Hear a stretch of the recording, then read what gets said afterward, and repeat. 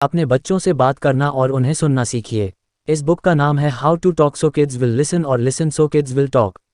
इस बुक के ऑथर हैं एडेल फेबर एंड एलेन मैजलिश।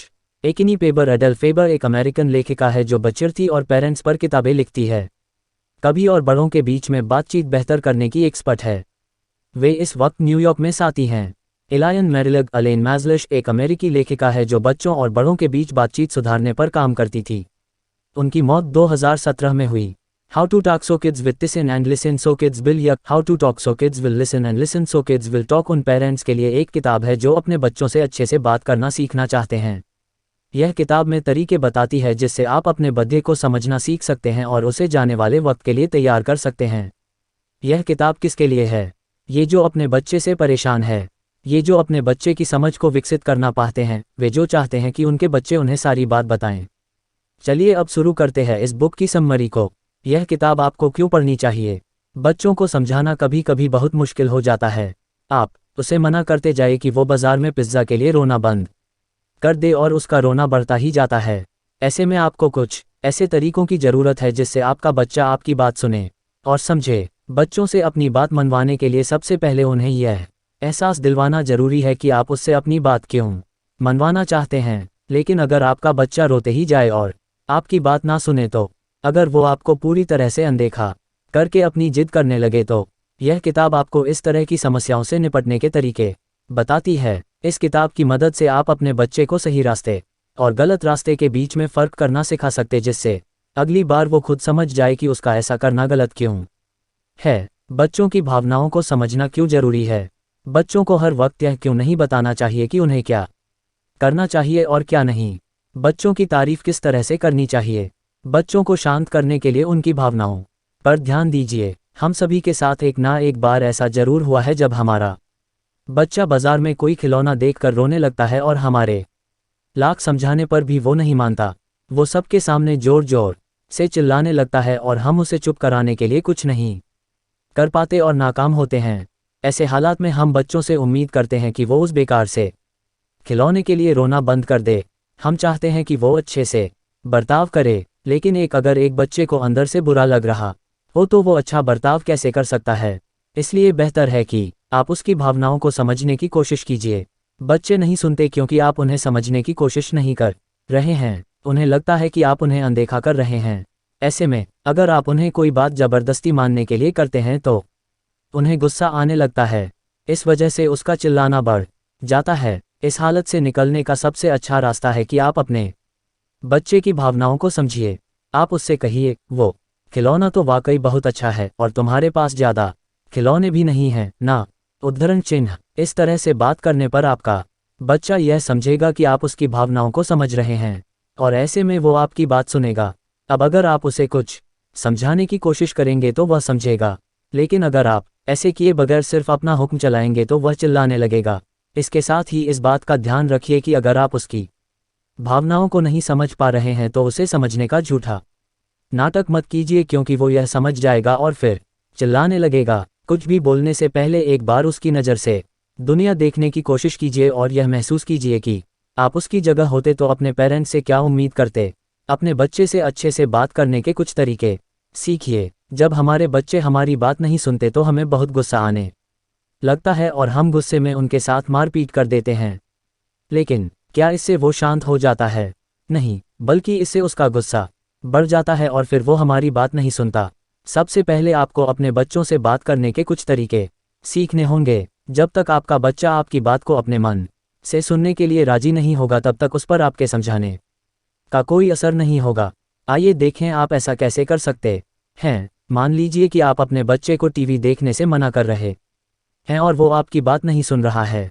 अब उसे डांटने से पहले आप उसे समझाइए कि टीवी देखना के नुकसान क्या हैं।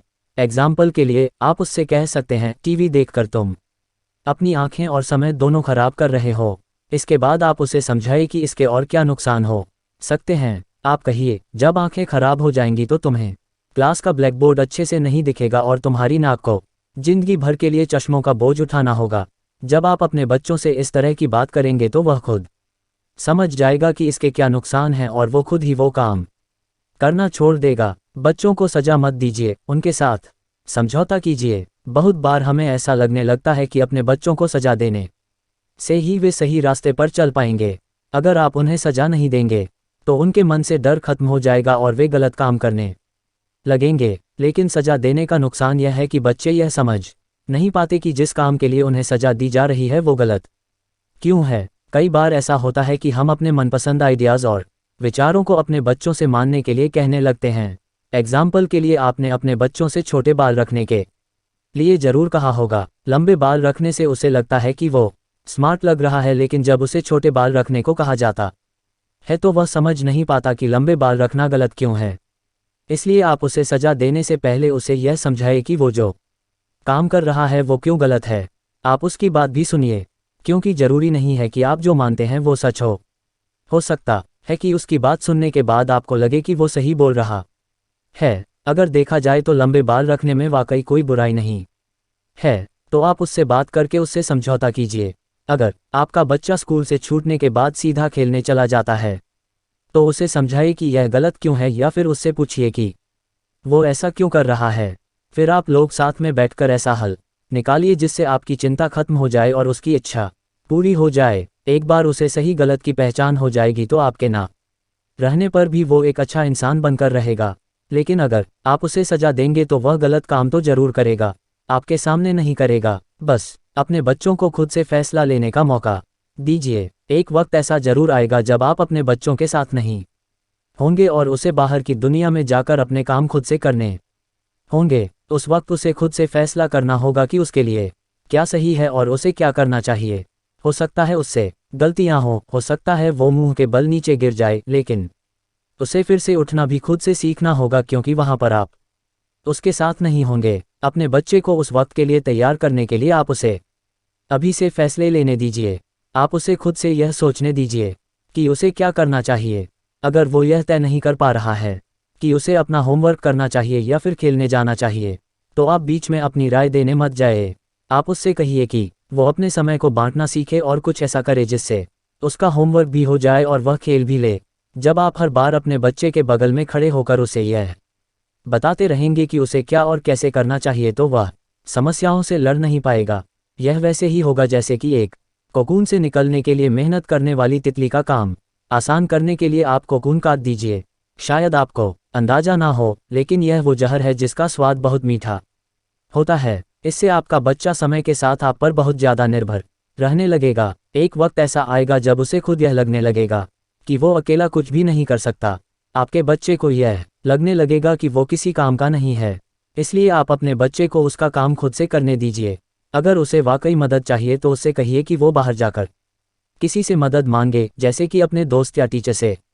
उसे थोड़ा सा खुला छोड़ दीजिए ताकि वो दुनिया को अपने तरह से समझने की कोशिश कर सके। अपने बच्चे को उसकी गलतियों से सीखना सिखाए। हम सभी से गलतियां होती हैं, लेकिन गलतियों को सुधारा जा सकता है, और अगर नहीं सुधारा जा सकता तो उससे बहुत कुछ सीखा जा सकता है। अगर आपके बच्चे से कोई गलती हो जाती है तो उसकी बुराई मत कीजिए, बल्कि उसकी मदद कीजिए कि वो इस गलती से क्या सीख सकता है। ठीक वैसे ही अगर आपका बच्चा कोई अच्छा काम करता है तो उसके काम की तारीफ कीजिए। तारीफ करते वक्त आप इस बात का ध्यान रखिए कि आपकी तारीफ से भी आपके बच्चे को कुछ सीखने को मिले। उसे यह पता लगे कि उसने जो किया उसमें क्या अच्छा है। इससे वो खुद की तारीफ भी कर पाएगा। एग्जाम्पल के लिए, अगर आपका बच्चा एक ड्राइंग बनाता है तो आप यह मत कहिए तुम तो बहुत अच्छे आर्टिस्ट हो। ऐसा कहकर आप बच्चे की तारीफ कर रही हैं, ना कि उसके काम की। जब तक उसे पता नहीं लगेगा कि वो अच्छा आर्टिस्ट क्यों है, तब तक वो खुद को नहीं समझ पाएगा। आप उससे कहिए जो नदी तुमने पहाड़ों से निकाली है वो बहुत खूबसूरत है, और यह पेड़ तो बिल्कुल असली लग रहा है। इसके साथ आप इस बात का ध्यान रखिए कि तारीफ करते वक्त आप उसकी पुरानी गलतियों को मत उभारिए। आप यह मत कहिए कि पिछली ड्राइंग तो बहुत खराब थी लेकिन यह अच्छी है। ऐसा करने से आपके बच्चे पर तारीफ का असर नहीं होगा। इसके बाद आप अपने बच्चे पर बेवकूफ़, नालायक, घमंडी या ओवर कॉन्फिडेंट होने का लेबल मत लगाए। इससे आपके बच्चे को लगने लगता है कि वो वाकई वैसा है और समय के साथ वैसी ही हरकत करने लगता है। अगर आप अपने बच्चे को बेवकूफ़ कहते रहेंगे तो वो मान लेगा कि वो कुछ नहीं सीख सकता और समय के साथ बेवकूफ़ बन जाएगा। इसी तरह आप भी खुद को अच्छे से बुरे का लेबल मत दीजिए, सिर्फ खुद को पहले से बेहतर बनाने की कोशिश कीजिए। योजक चिन्ह कुल मिलाकर, अगर आप चाहते हैं कि आपका बच्चा आपकी बात सुने और आप से बात करे तो सबसे पहले आप उसकी भावनाओं को समझिए। उसे यह मत बताइए कि वो जो कर रहा है वो गलत है, उसे यह बताइए उसका ऐसा करना क्यों गलत है और इसके नुकसान क्या हैं। उसे थोड़ा आज़ाद छोड़ दीजिए ताकि वो खुद से फैसले लेना सीख सके। उसकी तारीफ कुछ इस तरह से कीजिए कि उसे पता लगे उसने क्या अच्छा किया है। अपनी भावनाएं दिखाए। अगर आपका बच्चा घर देर से आता है तो आप गुस्से में आकर उसे सजा मत दीजिए, बल्कि उसे बताइए कि उसके देर से आने पर आपको क्या परेशानी होती है। फिर आप उसके साथ बैठकर उससे इस बारे में सही तरीके से बात कर सकते हैं। अपने बच्चे के विचारों की इज्जत कीजिए। अपने विचारों को अपने बच्चों पर थोपना बिल्कुल भी अच्छी बात नहीं है। ऐसा करने से आप उनकी आज़ाद सोच को ख़त्म करने लगते हैं। तो अगर अगली बार आपका बच्चा आपके साथ बहस करे तो उसकी बात सुनिए ताकि आप यह समझ सके कि वो क्या सोच रहा है। लेवल अप चैनल पर आप सुन रहे थे how to talk so kids will listen और listen so kids will talk by Adele Faber and Elaine Mazlish book की समरी। ये समरी आपको कैसी लगी हमें कमेंट्स करके ज़रूर बताइए। आप और कौन सी समरी सुनना चाहते हैं ये भी बताएं। हम आपकी बताई गई समरी लाने की पूरी कोशिश करेंगे। अगर आपका कोई सवाल, सुझाव या समस्या हो तो वो भी हमें कमेंट्स करके ज़रूर बताएं।